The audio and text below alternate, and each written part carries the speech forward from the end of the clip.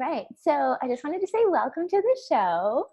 Thank you. And I wanted to start off first by asking you, what's your morning ritual? Absolutely. This is my favoriteest part of the day. So I will generally get up, I will smoke myself with sage and Palo Santo, and then I will meditate. Start off by doing some breath work and then followed by some meditation, and then go for a walk or a run on the beach, and then a swim in the ocean. Oh, that sounds amazing. A lot of stuff. I know, I'm the same. Like my morning ritual just keeps getting longer and longer, but it's just when you start the day right, it makes all the difference. Yeah, totally. Why? What's your morning ritual? So normally I'll start off, like I've got a couple different like hypnosis recordings that I'm listening to. So I'll like start with that before I even get out of bed. And then a new one that I've started. Have you ever heard of the app Mind movie? No. I heard about it from like Dr. Joe Dispenza, and basically it's like it works the same way that a TV commercial works on your brain to like implant things into your subconscious, but you're creating the movie of like things that you want. And then you're putting like an affirmation over it, and then it's like set to kind of catchy music, and it's like 3 minutes long, and you just watch that every morning and every night before you go to bed. And it's just kind of like to help implant it into your subconscious. And awesome. Yeah, so I've been loving that. And then I'll do like a bit of breath work, like journal a bit, do some affirmations. Like I've been working with like some goddess mantras. So beautiful. Like what? Right now I'm working with Durga, and she's like the warrior goddess. And I was reading in a book, like the way that she got created was like all the other gods and goddesses came together, and there's like something, like some dark energy, and they couldn't fight them. So they're like, okay, we're going to come together and like create a new thing to like fight this dark energy. And so they like all worked together and created her. And the first thing that she said when she like came into existence is she's like, I'm nobody's wife and I'm doing whatever I want. And she went and like defeated whatever it was. And she's like, you can call on me again if you ever need help. And wow, I got goosebumps. Yeah, I love her. I just feel like she's got like a really like assertive, like boss babe vibe, and it's like when I feel like I just need to call on like that assertiveness in myself and like stand up for myself. So that's beautiful. That sounds amazing. I love mornings are my favorite time. So same. And I agree, like if you set yourself up in the morning, then it's almost like you're getting in front of the monkey mind, so then it can't like sort of come up, and then you're just in your essence rather than in your cultural programming or your society programming or family programming, which I think is so beautiful. And like you said, if you start the day off right, then everything's just in flow and a whole lot easier in life. It's beautiful. Absolutely. So you want to tell us a little bit about like what you do and how you got started in it? Yeah, for sure. So we run plant medicine retreats. We also, in the retreats, there's like detoxing. It's vegan detox as well. And we do like personal development, breath work, sacred site, land activations. A whole lot of that sort of world. So we mix the plant medicine with the personal development, with the spirituality, all of it, and a lot of ancestral wisdom as well, coming from the elders that we work with that are working on the retreats as well. And depending on where we are in the world, we will get a local Indigenous that's working on the retreat with us as well, to share their wisdom and share their gifts. So we generally work with like shamanic and Mayan and Celtic ancestral teachings and share that information as well. So it's absolutely amazing and beautiful. And so we run them in Mexico is our next one, and then some in Australia, and then Sedona as well we do. So it's very cool. How did we get into it? Well, I think I've had my most transformations from going and being on retreats.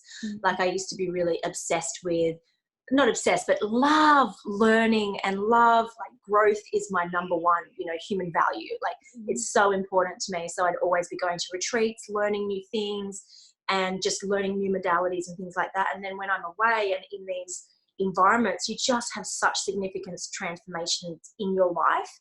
And so, then it got to the point where I'd done so many modalities and learnt so much stuff and been to so many retreats where it was like, oh my gosh, like I'm not learning anything anymore. I should be doing this. We should be doing this. And I already run a lot of businesses and things like that, and I do a lot of transformational coaching and things like that.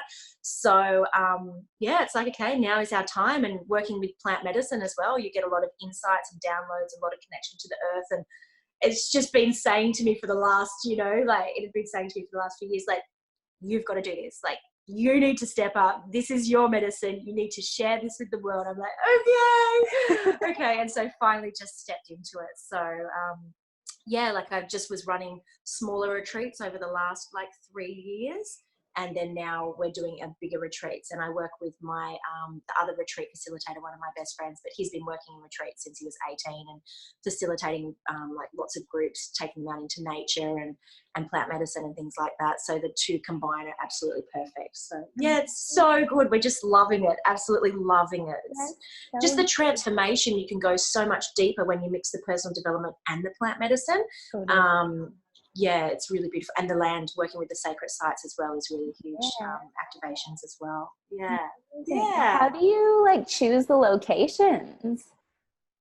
Good question. We pretty much work with places that we know are really high frequency or have high vibrations, or so like that. So with Tulum, Mexico, that's where the Mayans would go and meditate and come together as a culture and like pray and set their intentions and all of that sort of stuff. So many people, and like a lot of research says that that's such a high frequency, high vibration area that you might just go there on a holiday and you can't help but be activated in some sort of way that just clears out what's going on, you know. Or for example, we might go to Sedona, which is like the highest vibration like energy point within the States. So we choose locations that are really connected to the land, that really support people in transformation, and you can't help but shift. Like you could be doing nothing and something could like really change you. Like we were doing a retreat in Uluru in Australia, just running through the bush. I was running through the bush by myself one morning and I just got all of these downloads. I'm like, I'm just going for a run, like, you know, just give me a time out. It's like so much information just comes through. So it's really beautiful, and that's what people are after at this time. I feel like they just want to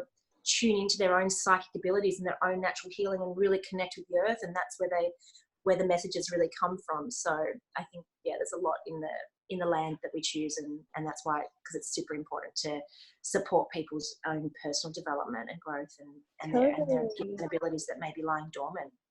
It's so interesting you mentioned Sedona, because like Sedona has been coming up for me so many times in the last little while. Like first started hearing about it from other people, and then it just like kept coming up, and I'm like, do I need to go there? Like I think well, I think at the moment, this time in the world at the moment, it is all of us going to all these different sacred sites and getting the different bits of information from them, because they all hold different frequencies. Although they're super activating, they all hold different frequencies that are for different things, you know, like different chakra points in the body. So they're releasing or activating certain things and clearing out certain things and then liberating in a certain way. So I think a lot of light workers, like all of us, are really being called to these areas because there's information for us, or there's things within us that need to be shifted, and it will literally do that for us. Yeah, totally. It's so interesting. I've been in the last like year or so, I feel like I've been really like tapping into my intuition. And then I kind of have started realizing now, I'm like, I think everyone is psychic, but we just either have shut off those abilities, or we're just so out of touch with ourselves that we don't recognize it when it's there. But like the more you tap into it, the more you can kind of like use that skill. Yeah. 100%. Like you imagine, like if we grew up in a family of, let's say, for the better term of the word, witches that are all like psychic, of course that would be nurtured and it would just be normal, you know. Whereas in our normal world, like anything that comes up like that, your parents or your family, they don't want you to be different. They're like, shut that down, let's suppress that, that's not normal, we don't want you to be weird, you know. Or that might be like classed as an issue, like anxiety or depression, or like having, you know, somebody, if you're saying that you're having these thoughts, you could be classed as schizophrenic or something like that. But whereas when you speak to a native about these things, they're like, oh, that's because of this, oh, that's because you haven't tuned into this is coming online, work with it in this way, here's something to support you. Absolutely. And then these gifts really just become online. So it's yeah, you're 100% right. We've all got these gifts, but they've just been suppressed or lying dormant at the moment. So it's nice to be able to activate them in a supportive way so that you know what's going on and you don't feel crazy. Yeah, totally. And I feel like it's like so important that this kind of stuff is like talked about more, because I feel like, I guess like in Western society, like anything that's a little bit that they can't explain, they kind of really push it aside, and you're made to feel like you're weird or you're different or there's something wrong with you. Like it's not explored and it's not appreciated. Then you're like, I don't know how to navigate this, even though there's nothing actually wrong with you. You just need to be like supported through what you're going through by someone who knows what's going on. But exactly. And that's so true. And like, this is something that does come up, especially in the West a lot. Well, if you can't see it, blah, blah, blah, blah, then it like mustn't be real. It's like, you can't see air, you can't see God. So does that not exist? Like, especially somebody that's like with a church background, if you can't see God, then how do you know it exists? If you can't see air, then how can you breathe? So like, that's always one that I love. I love that. That just makes a whole lot of people like think about stuff, you know, really. So absolutely, it's so interesting. Yeah. Yeah, 100%. Because I think it's like people like, I guess there's like this idea of love that's so like glamorized, but I'm like, you still like, you can explain love as like a couple like hormonal, I guess, triggers in your body if you wanted to. And I'm like, that kind of takes the magic out of what it is. And not everything needs to have an explanation. Like, yeah. I don't know. No, and you're so right, especially with love. Like when you explain it like that, it's like, oh, it's so boring, but it feels so good. Totally. Like it's just a biological thing to make us make more people. But then you're like, well, when you put it like that. Yeah, absolutely. And that's the thing, like the littlest thing can be, when it is explained, is so, just doesn't sound sexy or appealing or anything like that. But within the body or the mind, far as everything, it's what we live for, those feelings, you know, or what we try and activate more inside of us so that we can feel that more often throughout our day. Absolutely. Yeah, so it is, it's very interesting. Yeah. Can I ask about like, what was your first time like taking plant medicine? Like, how did it go for you? Well, my very first time was in high school, and when I smoked marijuana. Yeah. And I went into like an ayahuasca trip. Wow. Like that same sort of feeling. Myself and marijuana do not blend so great together because I'm super sensitive to medicine. So I literally just, all these visions and all this stuff came through, and really things that I'd suppressed a lot and been trained to suppress a lot as a child started to come up, and I couldn't deal with it. So then I just didn't sit with it again, and then tried it again like in my later teens and stuff like that, and still just these visions. And you know, it'd be 3 days in a full-on experience journey that I just had no idea how to navigate, and nobody else did. But then as an adult, and then I got into like, you know, party drugs and all that sort of stuff. And then as an adult, when I like left that sort of world, I think I got into my first lot of plant medicine probably about 7 years ago from now. And it didn't go lovely for me at the start because I wasn't in a supportive container. Although it was in ceremony, there was like shamans, let's say, not really shamans, but shamans, Australian shamans. Yeah. And it wasn't supportive, and it was the most traumatic experience of my life. But I knew that I didn't know anybody else that worked with plants, and I knew that this was my path to work with plants, not to serve them or anything like that. I'm never going to be a shaman, but to connect people with shamans and things like that. So I went back and had another traumatic experience, and then sort of left it for a little while and went back and like found some people and all of those things. And so it's just been like an ongoing journey, even though I didn't love my first two experiences. After that, it got a bit better. And then it made me realize that like the integration part after a retreat is so freaking important, because people are just left to go on these journeys. Then it's like, oh my gosh, I'm in trauma. I've just had the most traumatic experience of my life. It's like, okay, well, it's the next day. See you later. Deal with that. It's like, oh my gosh, what is happening? Because it allows you to either see your trauma, see your past, see your future, see all these different possibilities that are there. But if you're not having somebody to be able to explain this with you or share the experience with, you can just feel crazy. And that's what I had for quite a long time. And so that's why with all of our retreats, we have an 8-week integration program that supports people afterwards, which nobody else is really doing but I feel that that's the most important work. All of us do, like, just to be able to give somebody an experience for a weekend, I feel it's just not enough, because you're opening up their psychic abilities, like healing past traumas, bringing in these gifts that are lying dormant. Like, it's so much to be able to have a person just go back into their normal world and go, yeah, great, you deal with that. So I went on a tangent, but yeah, I feel like that's the most important work, like not just going on a retreat, but the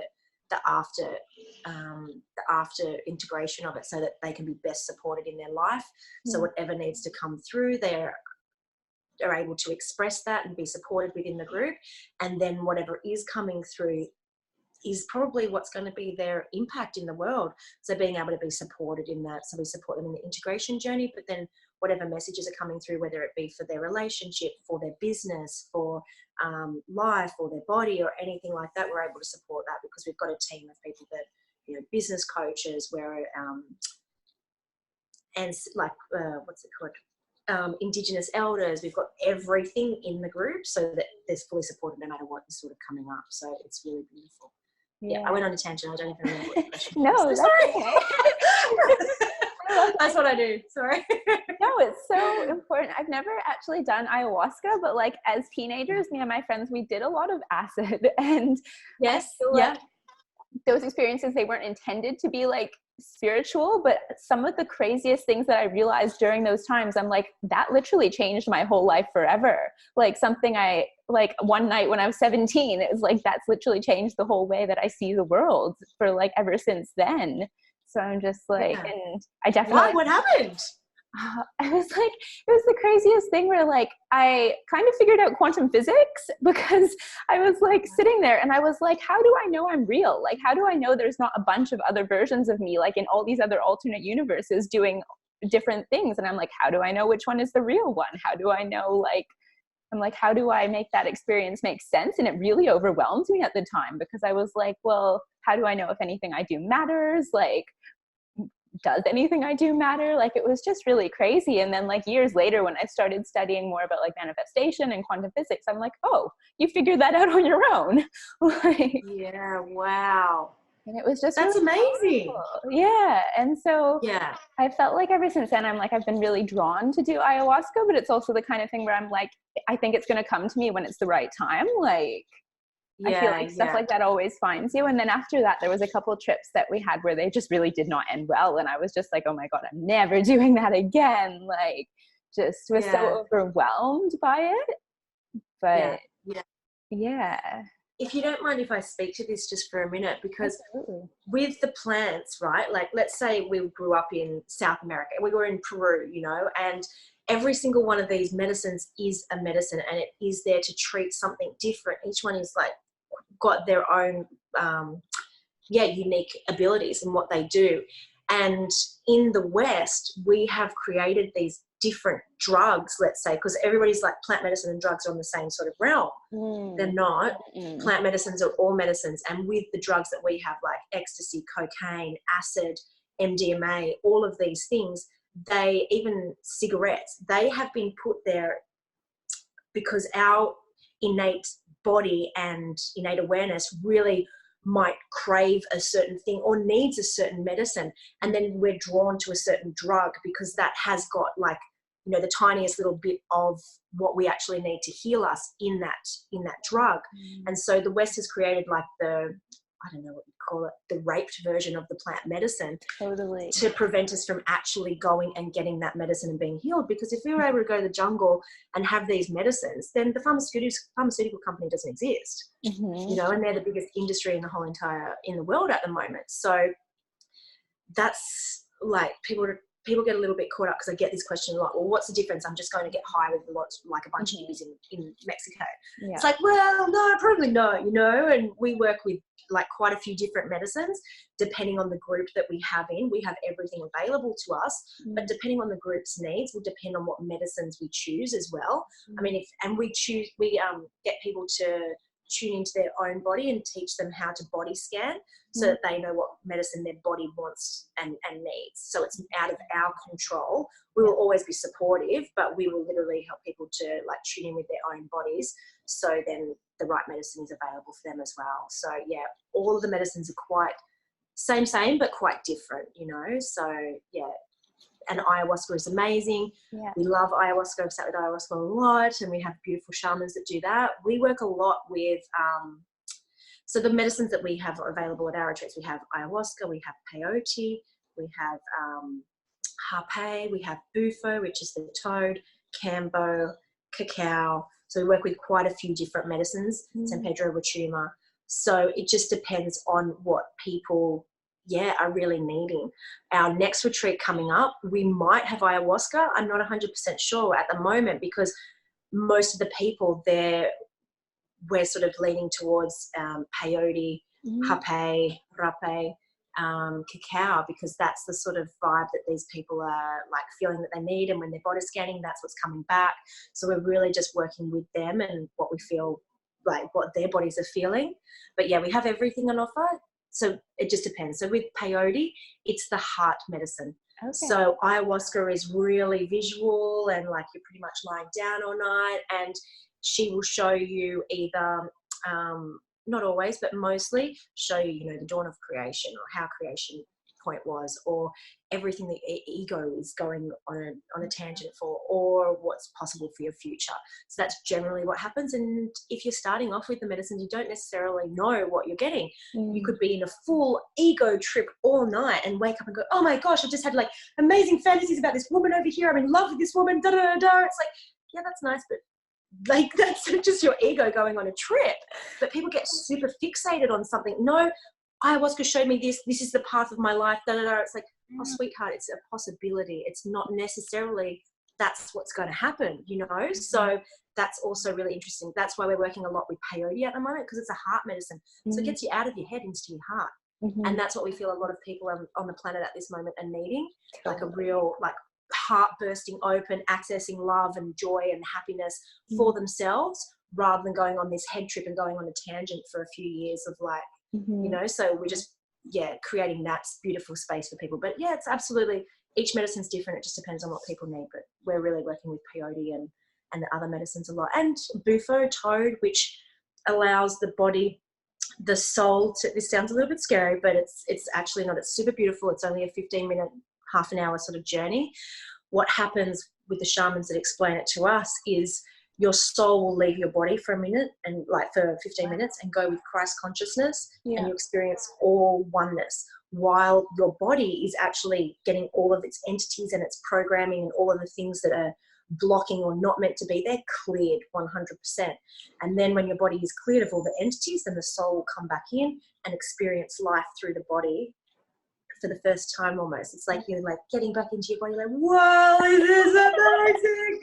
So when you're when you're out of the medicine, you're still just in love with this body and this life. So that's the sort of things that we're working on, like getting people back into their body, back into their hearts, out of their minds, experiencing love and compassion, and for the earth, for themselves, for the relationships that they don't even love. Like you can come onto a retreat and experience these medicines and go back home, and the people or the business or the job that you were having all these issues with, you go back and you fall in love with it. You can't help it. It's like, what's going on? I just love everything so much. And when you come from that space, everything's so much easier. You know, even if you're not meant to be there, then you can just like leave in a loving way and support the other person or the business or the job whilst you're doing it. So it's just so beautiful. It's just a completely different experience. Yeah. That sounds so incredible. Yeah. The medicines are pretty amazing. Yeah. Do you feel like when that happens to people, do they ever have like recollections of like what their soul has been doing when it's like not in this incarnation?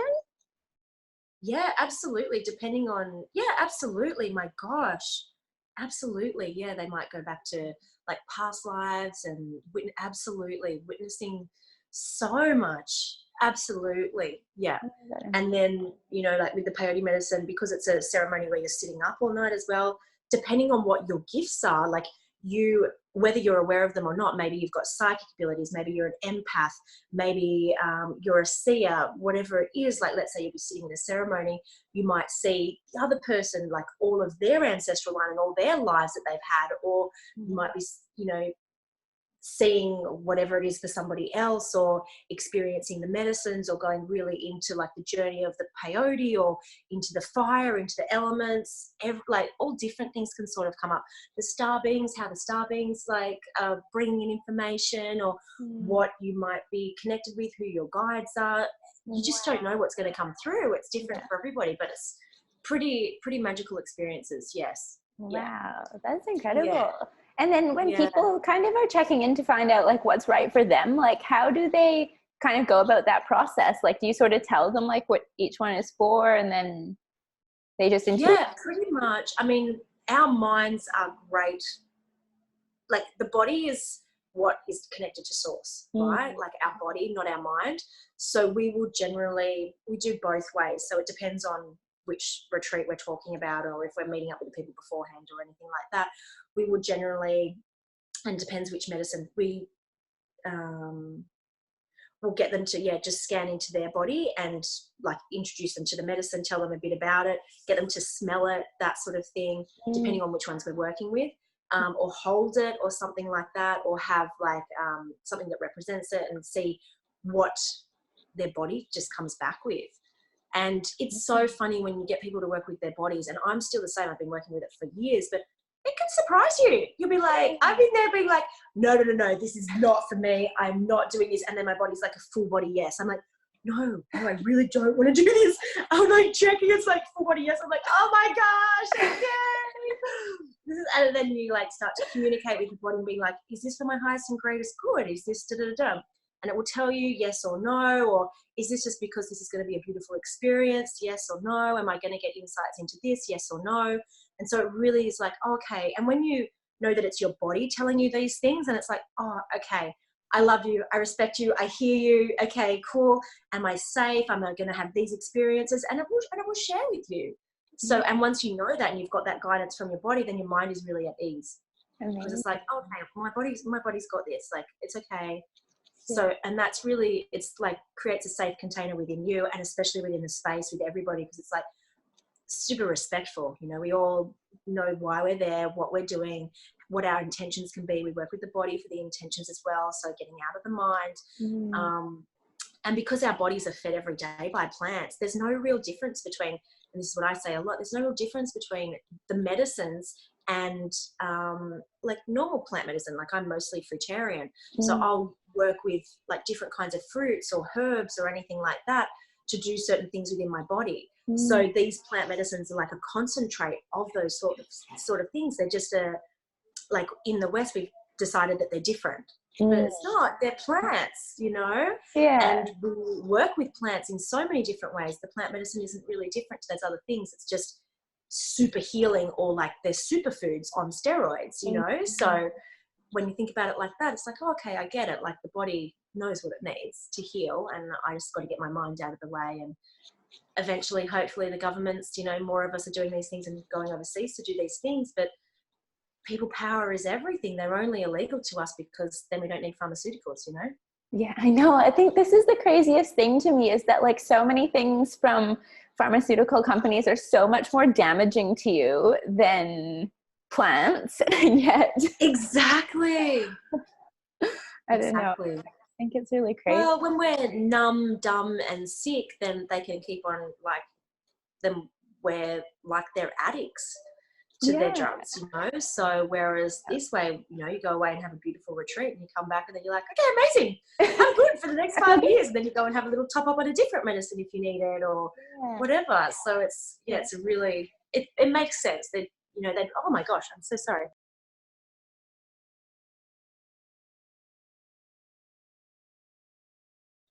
They want us to be slaves still in any way, shape and form. Yeah.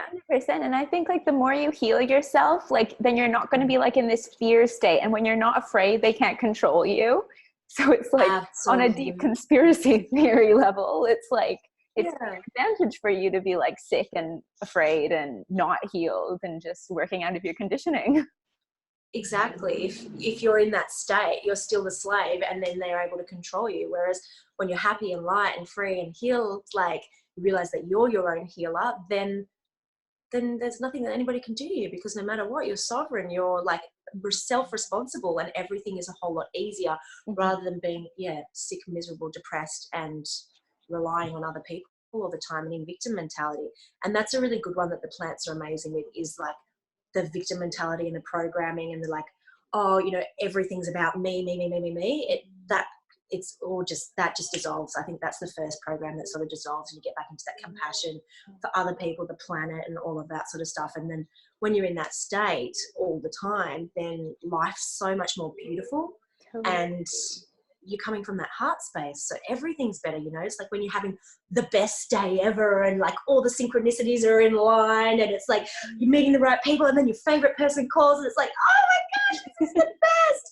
It's like that. It activates that so that you have more of that, because that's our natural state. It should be like that. I mean, yes, you still have days where it's like you might have a challenging day, but it's generally because you've had a nice sleep and a program's come up, and you've got to just deal with that thing. So it gives you the abilities to deal with these things a whole lot faster, move them through your body a whole lot quicker, so you're not stuck in places so long. Yeah. And that's why, like at our retreats with the integration program, we give people the tools so that when things do come up, you can move through them a lot quicker, and there's just a lot more support in your own innate like healing abilities, so that you just deal with things really quickly, and they get dealt with, they get seen, they get acknowledged, and then they start to dissipate really easily. So powerful. Yes. Do you think, is there like a recommendation, like how many times should someone do it? Like, should they space it out a certain amount of times? It depends. Every body is different, like literally the body is different. So, and then it also depends on what we've done to ourselves, like if somebody's coming in and they've been like, clean eating and exercising every day for the last 10 years, and maybe they're coming in because they've just had a massive, somebody in their family's passed away and their heart feels a little bit broken, and they're coming in and doing a medicine like that, then they might just need to like that little top up of life, just not top up of life, but connect in deeper and just heal that little bit of heart that's broken, and then they might be fine for the next 5 years. Or we might get somebody that's come in and they've just coming off drugs or alcohol or something like that, and so they're not really aware of personal development. They haven't been in that space at all, and they just like really need a lot of help because they're in that victim mentality. Then it might take a little bit more, but everybody's different, because sometimes like we've had people that, far out, like they're in the deepest, darkest place of their life, and they have a ceremony and they're like, oh my gosh, I understand everything. Everything's amazing. Blah, blah, blah, blah. That's it. That's fine. I don't need any of that stuff. Yeah. So it honestly, everybody is different, but we always just try and remind people, especially like this has just come up. I was speaking to somebody last night about it. This is a medicine. Like this is a 9-week program. Don't take anything else in that 9 weeks. Let it just do its job. It's going to sit with you. These are plants that help to clear out your ancestral line, that will help to activate more strands of your DNA, that will help to activate your pineal a whole lot more, that will heal your body, heal your heart. Let it do its job. And especially when you're working with, maybe let's say we were going on a peyote retreat and then somebody comes back and does ayahuasca straight away. You've just gone from the heart back into the head, so let's just give the heart time to just really be working on that. Or maybe it's been an ayahuasca retreat and then you go back and do something else straight away. Let the ayahuasca just do its job, like work with each plant respectfully rather than, oh yeah, I need to sit all the time. So yeah, it really depends. And I would say to everybody, body scan and really check in with your body. And the body is the ultimate healer. It knows what it needs. It knows what it doesn't need. And once you've sat with some medicines, start your meditation or journaling, that sort of thing, so that you're continuing to work with the plant, because the plant, especially if you're journaling or meditating in nature, you can still have that communication with the plant. So it's there with you always. It doesn't just like you have a medicine and it goes. Those plants will always be there to support you. They become like your guides almost. Amazing. Oh, so good. What do you think? What would you say to someone if they're like, they want to do it, but they're maybe just like a little bit scared about what's going to happen? Like, what would you say to them? I would say communicate with the people that you're going to sit with and really be honest, because I know from my own experience, if I'd been honest with the people that I'd sat with and knowing how little support that I was going to get from them, I wouldn't have sat. Yes, but I was desperate to do the medicine, but it's like, no, because if you like say to the plants, like, because they're all amazingly intelligent like plants, like I really want to sit with the medicine, but that person's not right, then the next person will come through that's going to be in service for you and what you need at that moment in time. So really communicate with the people that you're going to sit with, and if they're supportive and really helpful, then, and the shamans, you feel comfortable with them and things like that, then they would probably be your tribe. If somebody's not supportive and shuts you down regularly, and you know, just the energy just doesn't feel right, honor that, like own that, like just be like, yeah, that person, like I really want to do what that person's doing, but it's something's not right, then something's not right. You know, it's like when you meet a person, it's the same sort of thing.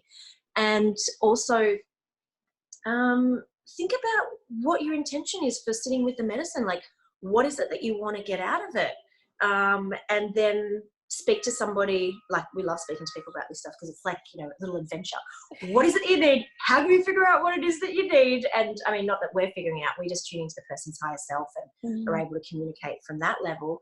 But yeah, think about what your intentions are, because the plants are so freaking magical that that will sort of help to guide you where you need to go and what plants to sit with, and the people that you need to sit with and all that sort of stuff. But yeah, just communicate,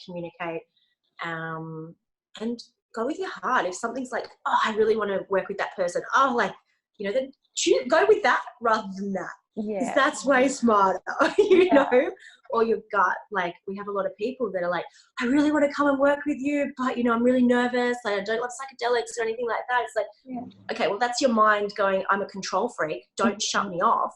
But your gut and your heart is like a full yes. Then, like, just sit with that. Like, listen to that, you know, like, because generally we would need to get out of here, and that's why people want to come and work with us. They're like, oh, you know, I've got the monkey mind. I don't experience joy and happiness in my life. Everything's just a bit shit. It's like, I don't know why I want to work with you, but I really want to work with you guys. Like, it's a full yes, but my mind, it's like, okay, well, you know, the thing that you don't want to get rid of is generally the thing. I mean, the thing that you want to get rid of is generally the thing that will pop right up and be like, don't lose me. Like, I love you. I'm right here. Yes, it's causing you pain, but this is, you know, so it's really interesting to witness that and, see how much the mind can prevent you from your own personal growth and your own spiritual or business or relationship path that you really want. So, yeah, just be aware of that, what pops up. And because a lot of people are like, oh, it's not fully in alignment. I'm like, what's not in alignment? You know, and they're like, oh, well, you know, this, that, and the other. I'm like, okay, so what is in alignment? Oh, well, this is amazing. This is amazing. This is amazing. I'm like, well, let's just be realistic about what is and what isn't in alignment, you know, because it's not going to necessarily be every single duck in a row is going to be 100% perfect, because everything that I don't necessarily believe this or I don't want to believe this is what everybody says to me, all the shamans. Like, if you're going to experience something or get something, there will be some sort of challenge that pops up, and that's the medicine as well. Like, work with that. Like, are you really, really ready to let go of that? Because if you are, you need to work through it. And then there is this next layer or next level of the onion peel that's there, that's perfect for you. But you do have to do a little bit of work, you know? So, yeah. And that's the same with all ceremonies. They're not all beautiful, like magical rainbows. A lot of them are.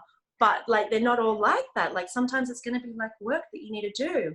And it's beautiful. If you're in the right supportive container, then it will be absolutely perfect. And the plants are always beautiful.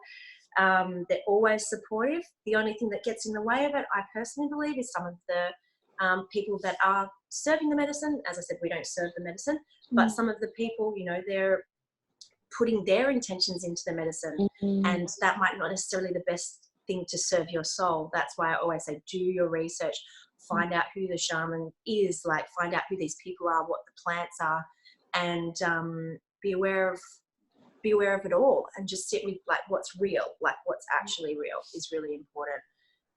That's why we only work with a few, like, shamans from around the world, people that have supported us the best, have supported many other people the best, and the follow-up is the best. Like, because you can have a medicine journey and then go home and just have been in terror for the next 3 years, or you can have, like, amazing medicine journey where it's fully activated your heart and your life is ridiculously joy and happy. You didn't think that it could get that great, you know, and that's the people that we like to work with, because that's the energy that most people want. And Yeah. I would want people to come back from a retreat being like, oh my gosh, everything's so amazing. Like, you know, that's generally what we like for people. Yeah. Yeah, totally. Do you want to tell everyone listening about like your next retreat and like how can people sign up if they want to come? Absolutely. So our next retreat is in Tulum, Mexico. Incredible. It's, I'm not sure when this will go out, but it's on the 8th to the 16th of February. Amazing. So it's really soon, like 10 days. Yeah. We have a few spots left on that one, which is absolutely the most beautiful retreat. We've got, beautiful shamans. So we're serving different medicines depending on what people are after. And we get you to body scan and all of that. So we work with peyote, ayahuasca, bufo, cacao, hape. That will all be available, and depending on what each body needs, we'll be doing that. But it's also a voice liberation, and we're doing a lot of sacred site tours. We do breath work in the crystalline cenotes, in the caves, and we do qigong at the pyramids for land activations, and a lot of like fire ceremonies in the evening with the stars and the elements, and it's really beautiful retreat. So really helping people access their own joy, their innate healer. And we have like the vegan detox part of it as well, so to really cleanse and activate the light body within people, so that when they go back home, it's all in their cells and they're able to have greater access to their gifts. So that is like the most amazing retreat I think we'll have this year. So that's in Tulum. So if anybody wants to contact us about that, then just go to my website, which is blythelangford.com, or they can find us on Facebook, which would be Resonate Foundation, or me on Facebook, Blythe Detox, or on Instagram, Blythe Langford. However they want to find us is great. But the website has a bit more information, blythelangford.com. And then we'll have some other retreats in May in also Tulum, and then Sedona in September this year. And then we'll have just some really smaller ones in Australia as well. But we're not sure of our Australia dates yet, just we've got the other overseas ones locked in so far. Awesome. But that'd be amazing. Maybe I will come to one. You should totally come. We would love to have you there. Oh, they're the best. Yeah, the absolute best. And because they're like quite transformative and educational and ancient wisdom, we also have a finance company that we work with. These beautiful Australian women in all around the country, but mostly in Melbourne, and they support people with finance as well. So you can get your flights, your flights, the retreat, spending money all included as well. So you can pay it off as little as $40 a week. I love that, because I feel like with so many amazing personal development things, you're like, oh my God, that's amazing. But it's just like the investment's just completely out of reach. So I think that's so amazing that you make it accessible, because I always feel like healing shouldn't be like a privilege. Like I think everyone should have access to what they need. Yeah, absolutely. We're supported if we want to buy a house or a car or a boat, all the things that don't fill us up, but the things that really ignite our soul, they're not supported as much. But ours are, so it's great. That's amazing. It's all there. I had a couple rapid fire questions for you. What's your favorite book? It's called The 12th Insight. Have you heard of that one? No, I haven't. It's like a spiritual book. It was like, it really assisted me on my awakening like 15 years ago. And it's just all to do with spirituality and energy and working with all of that sort of stuff. Is amazing. Can't remember the author. I know I've got it over there somewhere, but I can't remember the author. But it's amazing. 12th Insight. So good. So good. And as you're reading it, your life literally evolves with it. It's beautiful. So good. Yeah. I think that's the next thing I have to read then. It's so good. Do you have a favorite crystal? Yeah, I love crystalline, like the white one. Is that what it's called? Yeah. Like I've got it everywhere. It's not. No, it's crystalline. I can't remember. I've got it literally all over my house, like because it's really good with energy, and it's like an angelic. So I've got it all around my house. I've got it all around my bed, in my handbag, everywhere. That's my favorite. Yeah, I love that. And what are your sun, moon, and rising signs? Yeah, so I am a sun Capricorn, a moon Leo, and a Virgo rising. Love that. How about you? Aquarius sun, Aries moon, and then Sagittarius rising. Oh, beautiful. Nice. Yeah. Yeah, so I'm like, it's my season. It's Aquarius season. Totally. Yes, it is. Yeah, beautiful. Love that. Awesome. Amazing. Well, thank you so much for coming on today. It was such a pleasure to speak with you.